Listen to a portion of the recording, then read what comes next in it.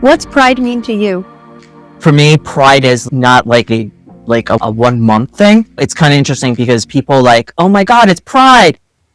And I'm like, yes, it's pride. It like represents like the month about historically like our struggles and like, it brings light to things that, the LGBTQ plus community struggled with. And it's not only now, it's centuries. And it just brings that to the forefront. But I think it's important where people don't realize, and especially in my community, as a gay man, I feel like pride is something that we need to do every day. Absolutely.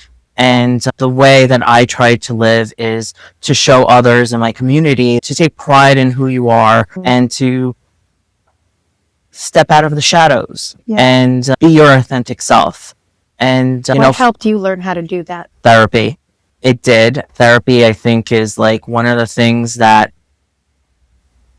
helped me realize that the irrational beliefs that I had about who I am and like what I thought was really irrelevant, and it wasn't true. Because I feel like when we're growing up as children, especially in the culture of like me, for example, being raised as a Catholic, let's just say Catholic, Italian, like you just right. Yeah. And I also lived in Argentina for 7 years, so it's a very like, Catholic country, and you're raised that, homosexuality is a sin and that you're going to go to hell and so forth. So, that the fear and guilt, anxiety, like for an eternity for being who you are. Exactly. And it causes like this shame that you have with yourself. It causes like you to be hyper vigilant in a way that like, I shouldn't act this way because I don't want anybody to know. So like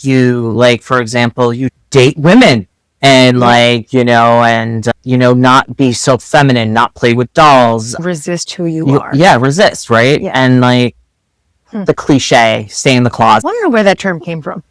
I don't know. Maybe because gay men like to be in the closet and like look at clothes. I don't know. No, just that's why you're my bestie. I think it's because you're you're storing away who you are. Okay. And like you're closing, and you're closing the door, and you're living. And for me, a closet is dark. Right. Yeah. And you're living in that lonely, and you're living in the shadows. Yeah. Right. And and you want to keep it hidden from like sight. Right. So people don't like, it's like, the messy people, like they're coming over and then you're going to clean the house. You just shove everything in the closet. Like and Monica's messy closet. Yeah. And then all of a sudden you open the closet, everything comes out. Yep. That way. Yeah. That tracks. Right. But yeah, so for me, counseling really helped, but it's interesting because for me, I didn't go in for counseling because of that. I went into counseling because I lived 9/11 and I had that experience, that trauma. And in counseling, I started discovering what was going on with myself and trying to understand what was happening to me. I realized that I was getting really depressed, and I realized that I wasn't really living my authentic self. And in trauma, I actually found the light, and because for me, my trauma helped me realize that, and with obviously help and guidance from my therapist, I got to this point where it was my conscious and my soul said, live your life. Like, life is too short. You just saw what happened. And like people, and I didn't want to live my life in the shadows, and I didn't want to live like with regret. Life is too short. Right. No matter what we say, no matter what, like, life is precious. And we get one shot at it. Yeah. And I think it's important to live your authentic self. But trust me, it's hard. Absolutely. Who your real self is. And it was hard for me. And for me to, like, realize that also came with a lot of anxiety. Yeah. And a lot of, like, worry. Yeah. Like, how am I going to do this? And how am I going to come out? Yeah. And it was hard because especially, eventually my coming out story. I was just going to say, like, how old were you when you came out? I don't think I actually know that. It's interesting.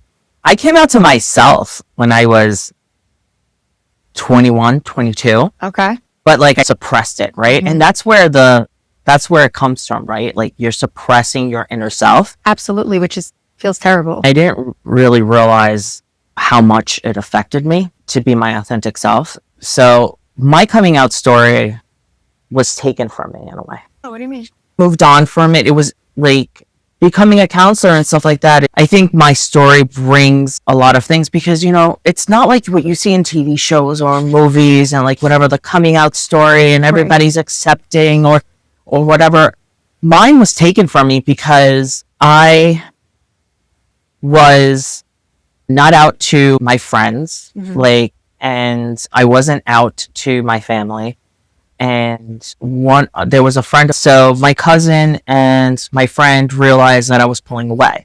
And it was the time where I was still exploring who I was. So online, I was like I'm gonna age myself, but in the AOL days and like whatever, they had they had these chat rooms, right? And you could go in and there was like gay people, LGBTQ could chat with each other and like talk, and like that's where it's a safe place. It created like a little safe environment.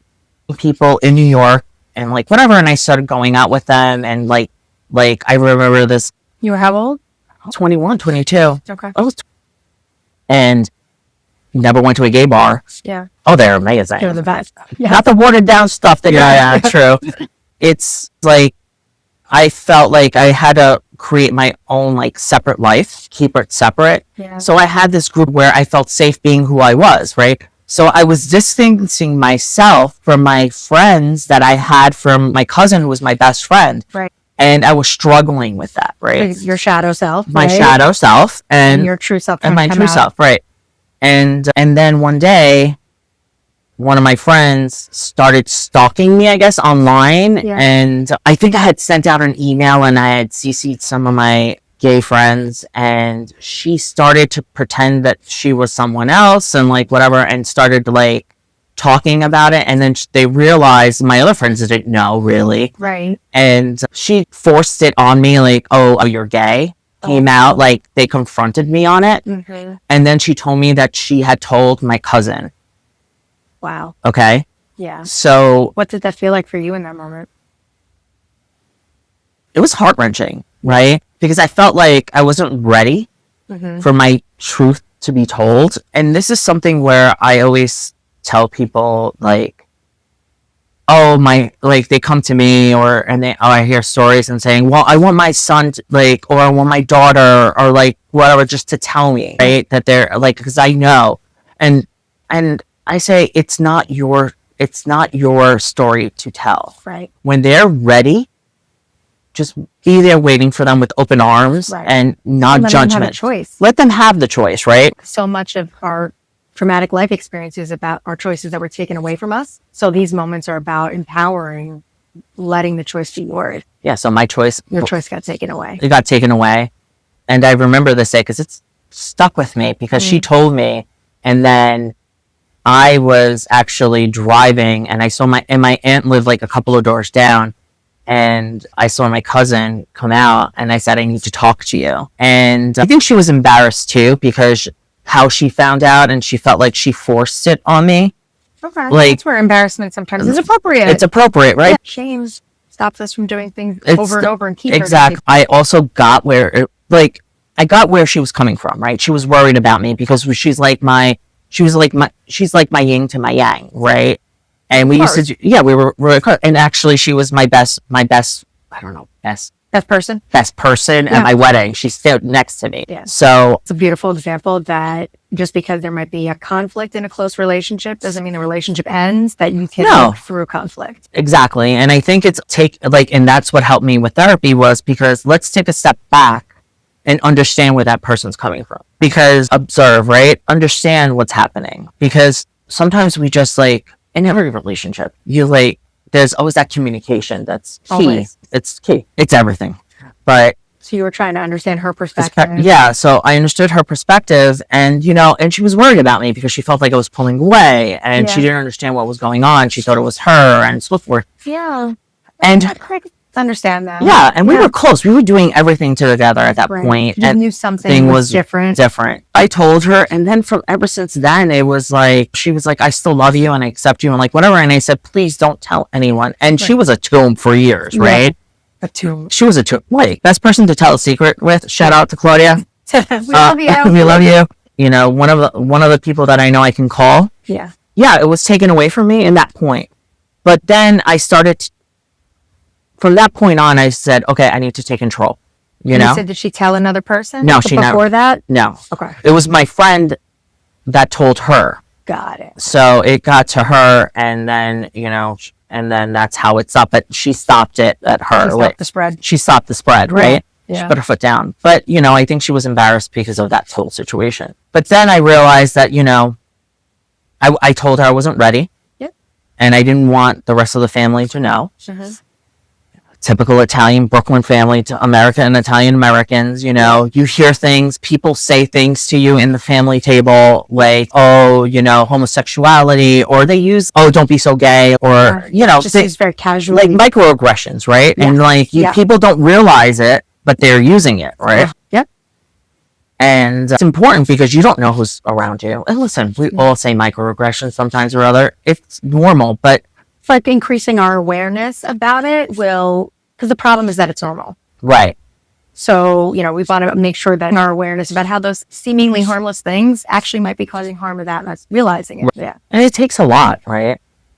Like realizing who you are and realizing what you're doing, right? And I think that whole situation with my family was, you know, they were my perception was very old school. It was interesting because for years, a lot of my cousins knew that I was gay. Right. Like, they knew. But the older, like, my aunts, my uncles, like, the older generation, they really didn't, like, you know, they would say, oh, when you're getting married, or where's your girlfriend? They didn't want to notice it. I think my mom knew. But my dad, I think, had a suspicion for a very long time. Yeah. And I remember one day they confronted me about it. And I just bluntly came out one night. After years. It took me years. And that's why it's hard, right? It's not easy. And the shame. A lot of individuals are afraid is going to happen when they come out. Because I think that's being rejected, not being loved, being shunned by the people that you really, like, are connected to, like your parents, right? Absolutely. It's hard when a parent does not accept a child, right? Absolutely. And that's what happened to me, right? My mom was unconditional love, and still is to this day. Shout out. My dad wasn't. My dad actually made it about himself, and it's. What did that look like? Dad was so angry, and the first things out of his mouth were, and I remember this, I had so many plans for you, okay? Yeah. But you know how Italians are, like, oh, you have to be like this, right? I brought you into this world. I'll take you out. Right? We're already growing up. Yeah, right? But my dad was a force. Yeah. It's a force. He was a force. And you were already, there was a lot of fear between you and him. Oh, yeah. There was a lot more trauma there. We'll do that next. Yeah. It's also men's mental health. There we go. Yeah. We'll combine it too. Yeah. More trauma. No, it was like, I remember this, and he was saying, like, I mean, I'm a very visual person. Yeah. So it's one of the things I love the most about you.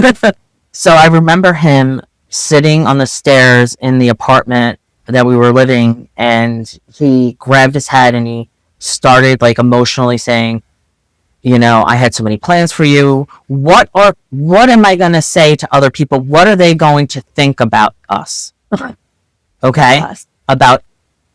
So it wasn't about me. It was about the perception. And I think that's where a lot of, like, parents or guardians or like, you know, family members are really, like, disconnect or want to push away when somebody comes out and they don't accept it, is because I think it's more about the perception.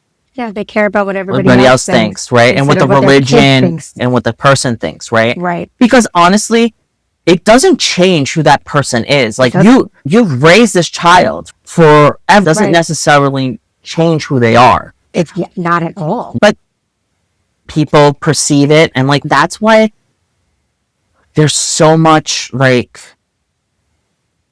people are scared to come out. The fear of rejection. Like, yeah, it's powerful.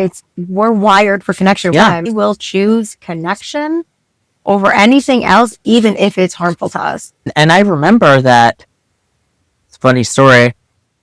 I love wherever this is going. This is like funny because after I told him, like, I came out, 2 days later, I get a phone call. I'm at work. I get a phone call from my mom.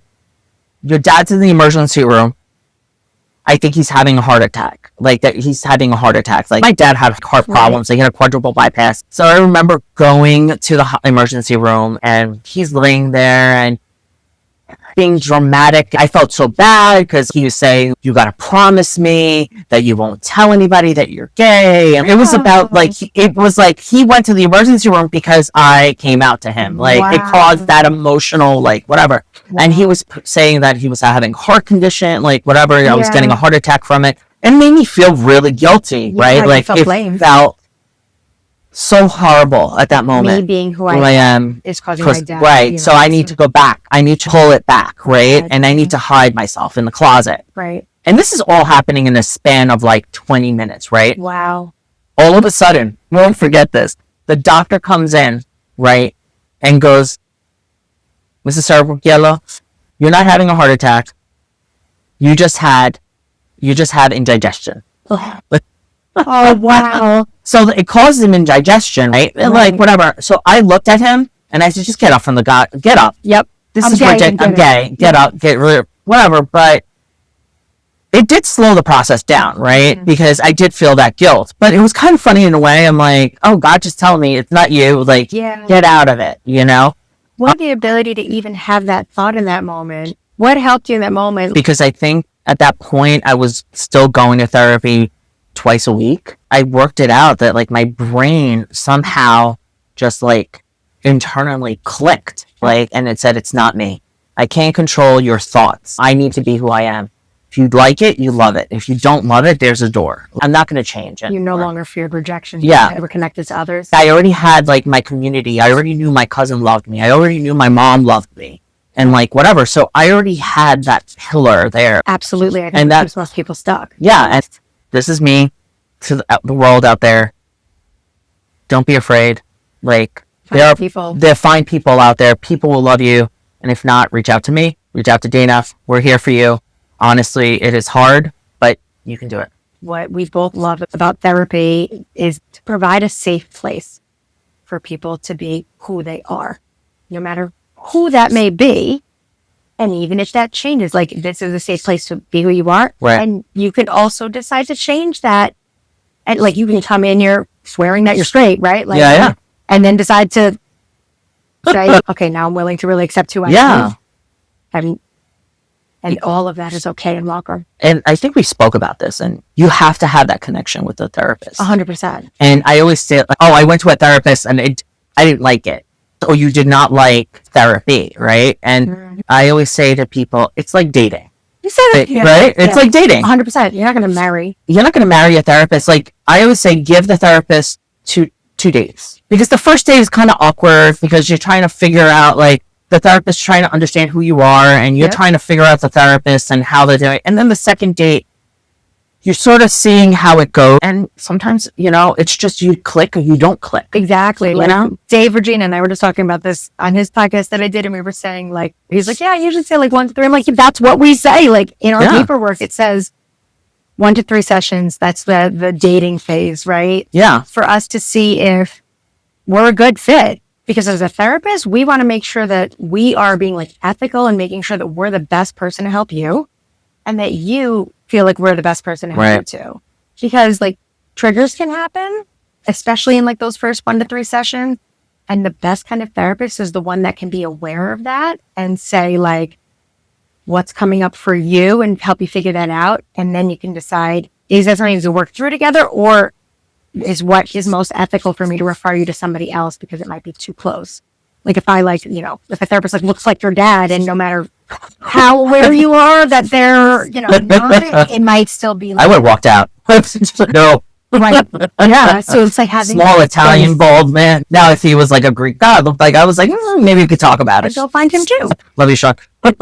Yeah, but having that like to date around before you decide which therapist you want to work with. It's hard. And for like the LGBTQ plus community, I think it's harder because especially if you come, thank God we live in New York City and New York State where it's like, there's a lot of community. There's a lot of community, right? Yeah. And you can find a lot of options, right? Right. But like, there are communities, like there are individuals right now that are listening to this or watching it, like that live in small towns and small communities that, they're afraid to go to therapists because maybe that therapist is a friend of the family or is in that town or knows close. It's too close, right? Mm-hmm. Yeah, we live in New York. There is saturated with so many therapists. Right.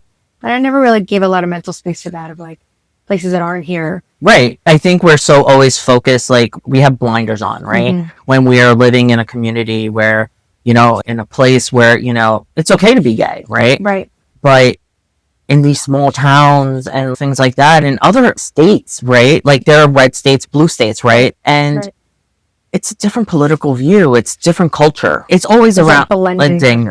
And I feel like finding a therapist sometimes that you feel comfortable coming out to is hard because you don't really understand if that therapist is going to understand you because maybe they don't have a lot of LGBTQ plus like clients or they're not experienced enough to have that. And I think it's a disservice for people to say, yeah, I can take you on, but they don't really sometimes understand the plight of it. Like what that person means. And I think that's why those 1 to 3 sessions is so important. Right? Like the therapist to assess, am I equipped?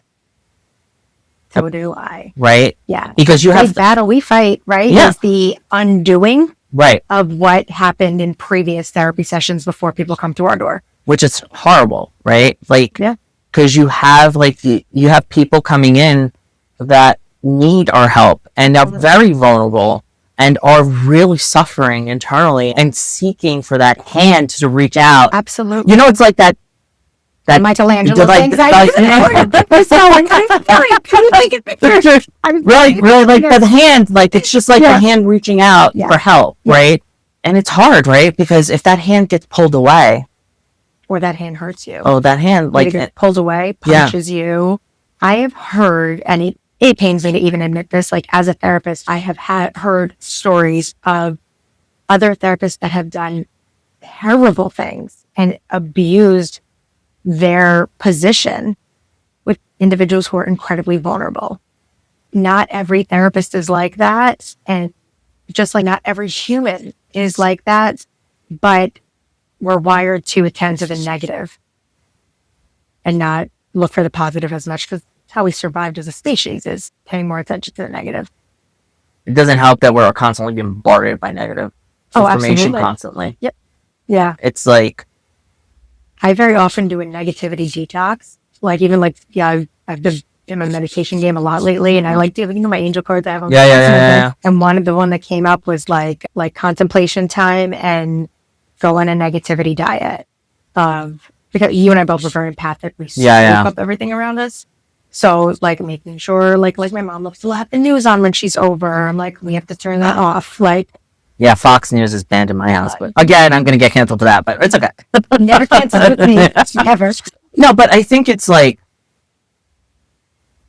I think that, the LGBTQ plus community and has a lot going on, right? Yeah. And I think, especially now, where it's interesting because what I've noticed is that because now it's legal, it's legal. We're like we can actually get married and it's legalized and we're recognized.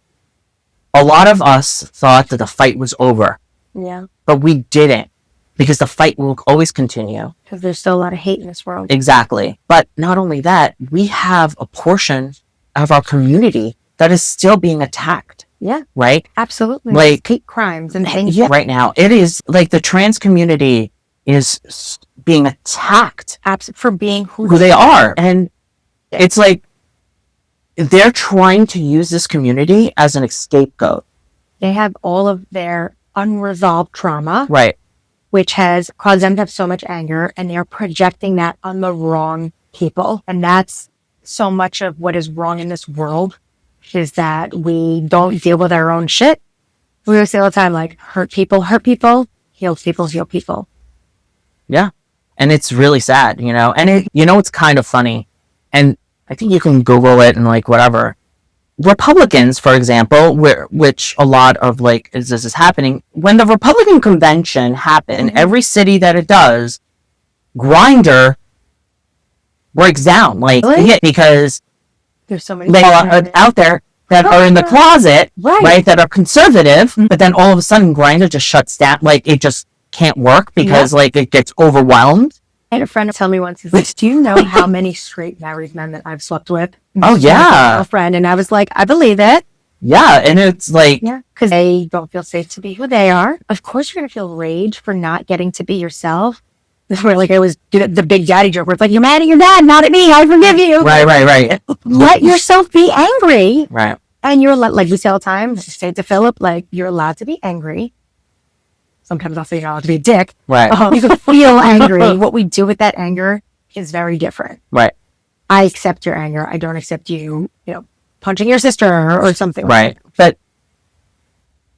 But, it's just sad. And it's, for me, I'm angry because do something.